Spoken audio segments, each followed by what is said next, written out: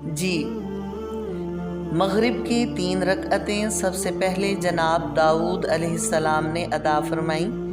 اگرچہ انبیاء علیہ السلام سے گناہ سرزد نہیں ہوتے، وہ گناہوں سے معصوم ہوتے ہیں، لیکن بعض اوقات کوئی نامناسب کام یا کوئی لغزش یا کوئی خلاف ادب کام بھی ان سے ذرا برابر سرزد ہو جائے تو اس پر بھی انہیں تنبیہ کی جاتی ہے اور ان کو توجہ دلائی جاتی ہے اور ان کی اصلاح کی جاتی ہے۔ بہرحال جناب داؤد علیہ السلام کی کسی لغزش کے بعد جب اللہ پاک نے ان کی بخشش کا اعلان فرمایا کہ فغفرنا لہ ذالک، یعنی ہم نے ان کی مغفرت فرما دی، تو اس وقت جناب داؤد علیہ السلام نے اس بخشش کے شکرانے میں مغرب کے وقت 4 رکعت کی نیت باندھی۔ جب 3 رکعت ادا فرما لیں تو اس کے بعد آپ پر اپنی لغزش کے احساس کا ایسا غلبہ ہوا کہ آپ پر بے ساختہ گریہ طاری ہو گیا، اور ایسا گریہ طاری ہوا کہ شدت کی وجہ سے 4تھی رکعت نہ پڑھ سکے، چنانچہ 3 رکعت ہی پر آپ نے اکتفا فرمایا اور 4تھی رکعت پڑھنے کی ہمت نہ رہی۔ یہ 3 رکعت اللہ پاک کو اتنی پسند آئیں کہ نبی کریم صلی اللہ علیہ وسلم کی امت پر ان کو مغرب کے وقت فرض فرما دیا۔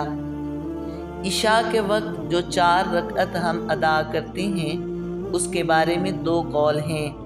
ایک قول یہ ہے کہ سب سے پہلے جناب موسیٰ علیہ السلام نے یہ نماز ادا فرمائی جس وقت آپ جناب شعیب علیہ السلام کے پاس 10 سال قیام کرنے کے بعد اپنے اہل و عیال کے ساتھ مصر واپس تشریف لا رہے تھے۔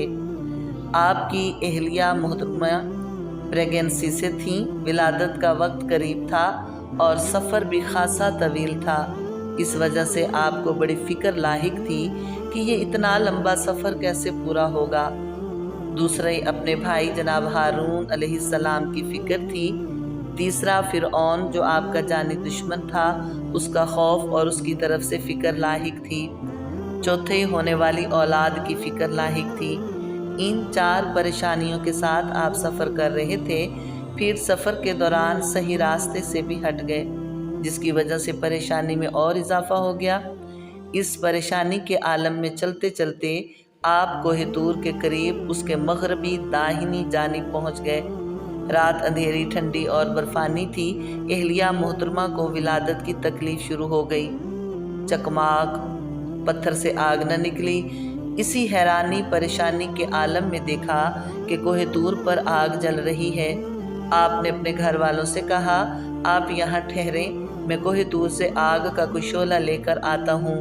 جب کوہ طور پہ پہنچے، اللہ پاک نے ہم کلامی کا شرف حاصل فرمایا اور آپ کو بطور خاص ہم کلامی کی نعمت سے نوازا گیا۔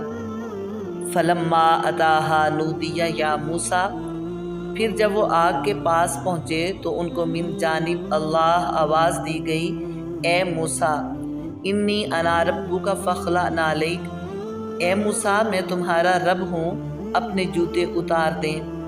انک بالوادی المقدس طویٰ، اس لیے کہ آپ مقدس وادی طویٰ میں ہیں۔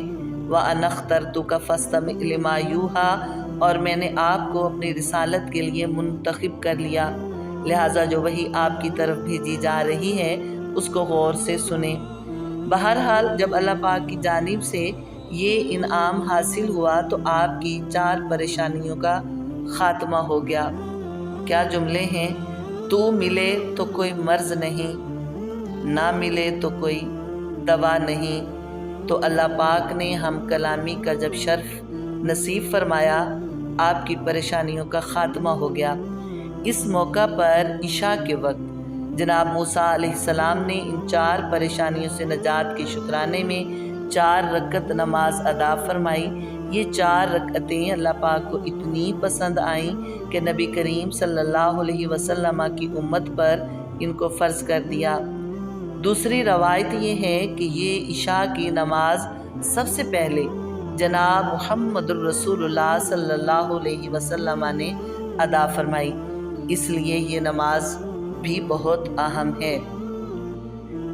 دیکھیں جی، اللہ پاک کا فرمان ہے وَاسْتَعِینُوا بِالصَّبْرِ وَالصَّلَاةِ، صبر اور صلات سے مدد لو۔ ایک مومن کے دنیاوی زندگی کے مصائب کو برداشت کرنے کے لیے بڑے ہتھیار صبر اور صلات ہے۔ صلات یعنی نماز کے ذریعے اللہ پاک کی استعانت طلب کرے گا تو مومن مصائب سے چھٹکارا حاصل کرے گا۔ مصائب سے چھٹکارا حاصل نہ ہو سکا تو صبر کرے گا، اللہ پاک سے اجر پائے گا۔